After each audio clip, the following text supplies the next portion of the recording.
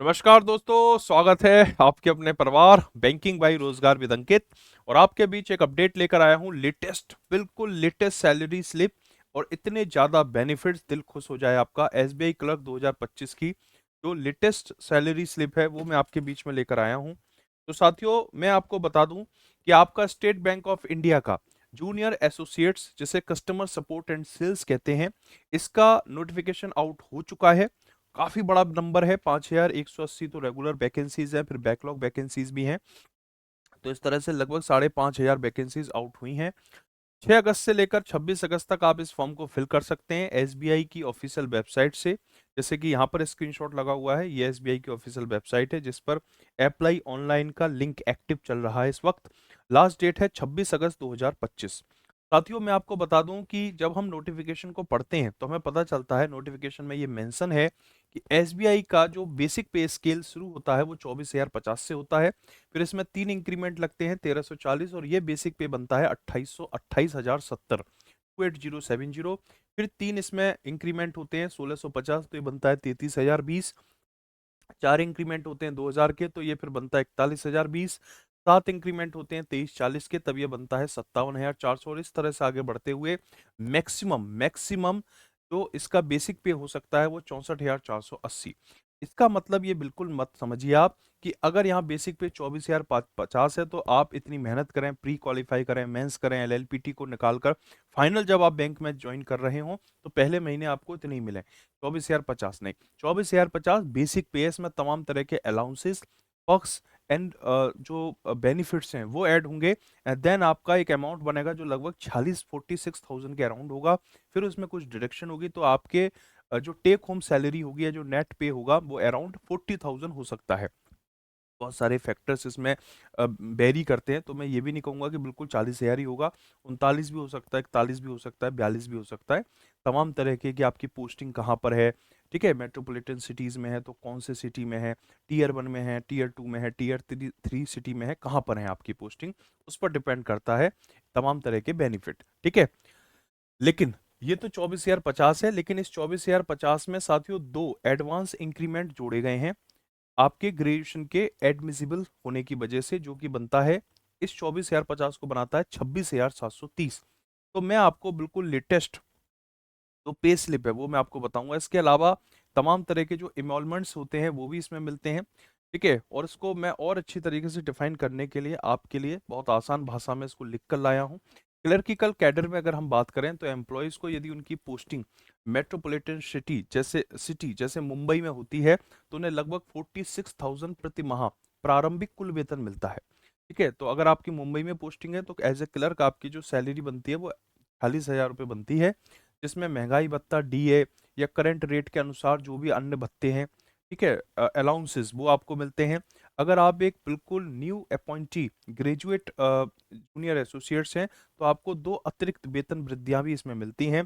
Allowances की राशि posting स्थान पर निर्भर करती है कि आपकी पोस्टिंग कहाँ है, ठीक है। तो अन्य तरह की इसमें सुविधाएं भी दी जाती है, तो उस सारी सुविधाओं पर चर्चा करेंगे डिटेल में। देखिए, तो सबसे पहले मैं आपको लेकर चलता हूं कि जो इसकी, जब आप एक न्यू ज्वाइनी है एसबीआई क्लर्क में, ठीक है, तो फिर आपको जो आपका जो सैलरी स्ट्रक्चर होगा या पे स्लिप का स्ट्रक्चर होगा वो कुछ इस तरह होगा। आपका बेसिक पे बनेगा जिसमें 2 ग्रेजुएशन के इंक्रीमेंट लगने के बाद वो होगा 26,730 रुपया।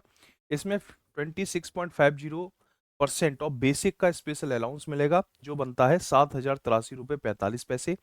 स्पेशल पे जूनियर एसोसिएट डेजिग्नेशन पर आधारित है ये, 1,200 रुपये। ट्रांसपोर्ट अलाउंस में 850 रुपये। GNS allowance 21.13% on A B C D, तो ये बनता है 7,577.95। House rent allowances 10.25% on A plus C, जो बनता है 2,862.83। तो टोटल जो आपका अमाउंट बनता है वो 46,304.22 बनता है ना। तो आप देख लो कि जब आप 26,730 के बेसिक पे के साथ बैंक से जुड़ते हो तो आपका जो पेमेंट बनता है वो 46,304 रुपये बनता है। लेकिन इसमें डिडक्शंस इन्होंने मेंशन नहीं किया है।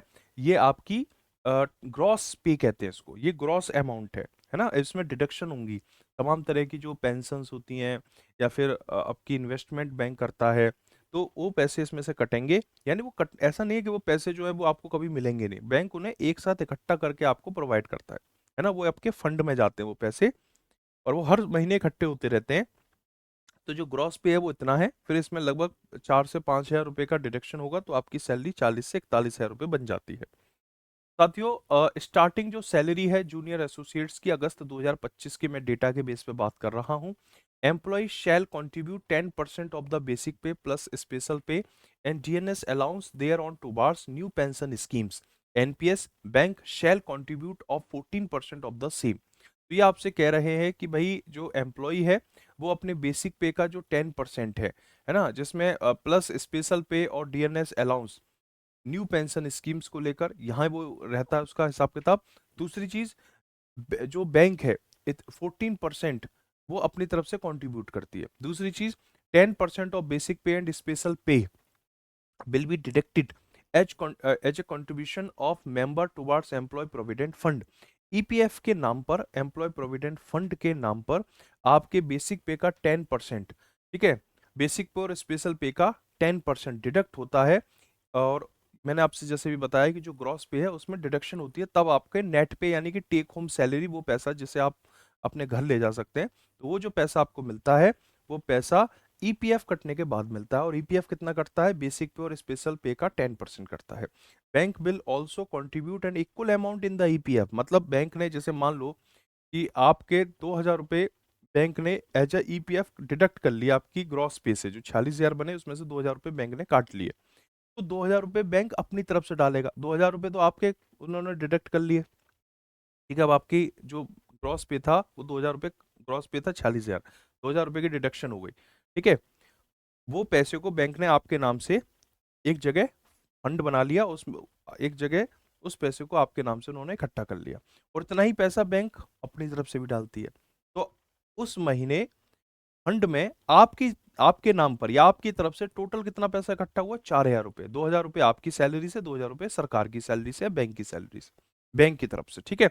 Bank will also contribute on equal amount in EPF. EPF deduction will start after confirmation, ठीक है। तो ये एक प्रोसेस है। इसके बाद साथियों मैं आपको आगे लेकर चलता हूँ।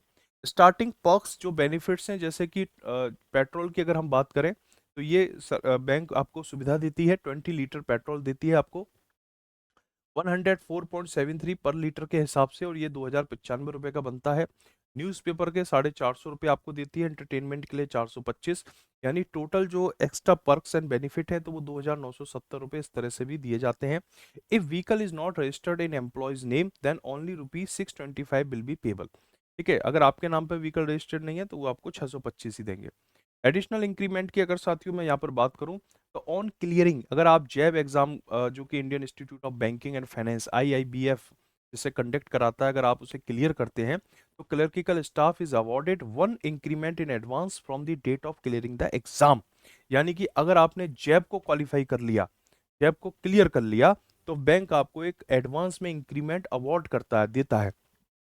On clearing cab exam conducted by IIBF, दो तरह के एग्जाम है, जैब एंड कैब। अगर आप कैब एग्जाम को क्लियर करते हैं तो clerical staff is awarded 2 increment in advance from the date of clearing the exam, ठीक है। जैब पास करने पर आपको 1 इंक्रीमेंट एडवांस दिया जाता है, कैब पास करने पर आपको 2 इंक्रीमेंट एडवांस में दिए जाते हैं, ठीक है। तो आप समझ सकते हैं कि एडिशनल इंक्रीमेंट डिपेंड करता है जैब और कैब के बेसिस पर। साथियों, टू व्हीलर लोन भी आपको यहाँ पर सुविधा के तौर पर देखा जा सकता है।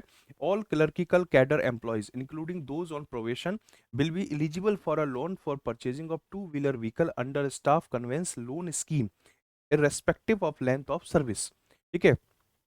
तो अगर आप बैंक से जुड़ते हैं, आप प्रोविशन, भले ही आप प्रोविशन पीरियड पर हैं, ठीक है, या तो दो तरह के एम्प्लॉय, तो प्रोविशन पीरियड में है ना, 6 महीने की प्रोविजन आपकी यहाँ पर पीरियड रहता है, तो उस प्रोविजन पीरियड का एम्प्लॉय हो या फिर परमानेंट एम्प्लॉय हो, दोनों के लिए ही ये सुविधा रहेगी कि आप जो है two wheeler vehicle under staff conveyance loan scheme, उसके तहत आप एक टू व्हीलर व्हीकल को परचेज कर सकते हो और उसका लोन आपको बैंक इजीली पास कर देगी, ठीक है। तो साथियों यहाँ पर आपको समझ में आ गया होगा, मैंने आपको जो पे स्लिप के सारे फैक्टर्स हैं आपको बता दिए हैं। तो अगर मैं अंदाजतन मोटे तौर पे बात करूं तो मैं ये कह सकता हूं कि आपके हाथ में जो फर्स्ट महीने की सैलरी आएगी वो लगभग 40 से 41 हज़ार रुपये महीने आ रही होगी, जिसमें तमाम तरह के डिडक्शंस और तमाम तरह के अलाउंसेस सब कुछ शामिल हो चुका होगा आपके ग्रॉस पे में। देन जो फाइनल टेक होम होगा वो लगभग 40 से 41 हज़ार का होगा। इस वीडियो में इतना ही। इस वीडियो को लाइक एंड शेयर करें, चैनल को सब्सक्राइब करें। बहुत बहुत धन्यवाद।